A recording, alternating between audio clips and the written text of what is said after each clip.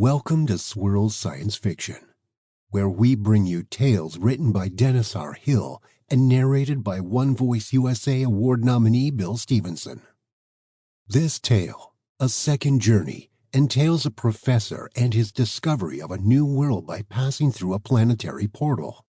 Not only does he physically discover a new world, but he also comes to understand that its inhabitants are on a new path of evolution, a second journey for humanity, one of cooperation over competition. Will he have the wisdom to protect and preserve it? Let's find out.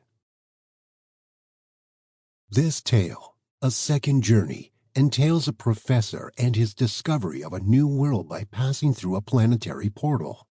Not only does he physically discover a new world, but he also comes to understand that its inhabitants are on a new path of evolution, a second journey for humanity, one of cooperation over competition. Will he have the wisdom to protect and preserve it? Let's find out. Professor Marten Stuart pulled his car up to the fortress-like stone wall and waited for the dust of his drive to pass before getting out. Through his windshield and the gate bars, he stared at the monolithic stone house that repeated the bleak stone architecture of the wall. Eccentric Uncle Wallace, long absent from his memory, had willed the estate to him on the premise it might arouse his adventuresome interests. Marten taught human physiology at the University of Denver and never ventured into the field for personal study. Most of what he taught required travel only for conference attendance. He gave a small scoff at his uncle's incongruent comment. The car door groaned from lack of lubrication as he opened it to the cool air of the Rocky Mountain hideaway some 6,000 feet above sea level and tucked at the end of a barely passable lane, at least for a city man's sedan. The will executor had informed Marten that his uncle had little to say about the dwelling, except that he had inherited it from his grandfather, a man who had been lost to the mountains decades ago. Marten imagined finding some old geezer's bones lying within the stone walls. He unlocked the gate and maneuvered his car onto the estate. As he began strolling about, he marveled at how the small barred windows had remained intact despite twisted trees and shrubs pushing themselves onto the building's sides. The entire back of the house sunk into the Rocky Mountain side, and the roof appeared to be made of slate. The limited yard offered little more for exploration, so Marten approached, unlocked, and pushed open the massive front door.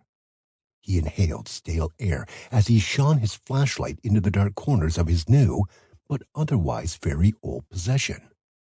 The first room was an austere kitchen of sorts, followed by a small living area complete with a wooden rocking chair and table. This much could have been an old prospector's cabin. There was also a small semi-modern toilet. The space beyond lay a wooden table and closed door, both looking as old as the rest of the house, yet built with clean carpentry. The door pushed open and clean-smelling air washed his face.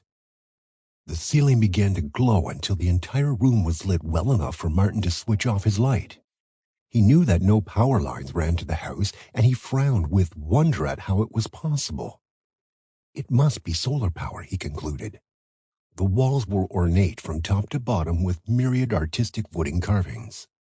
There were beautifully designed wooden chairs and couches befitting a rich man's home, a huge stone fireplace, and it all was relatively dust-free.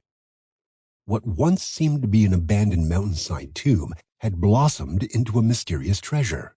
He already began dreaming of surprising his wife Shirley and his friends by throwing weekend parties to show it off. It would be their own personal little mountainside retreat. Over the next few weeks, Marten visited his mountainside home twice with Shirley, who had already begun adding cushions to the furniture. She cleaned the kitchen as well as the crude anti-room architecture allowed, and discovered a pipe driven into the mountain rock that delivered water once it was unplugged of years of mineral deposits. Shirley loved using the old house for parties, but Marten became obsessed with the strange ornate room hidden within such a gray foreboding exterior. He made many solitary trips to study the ornate carvings, but he was especially intrigued by a 7-foot diameter gray metal disc adorning the walls towards the mountain face.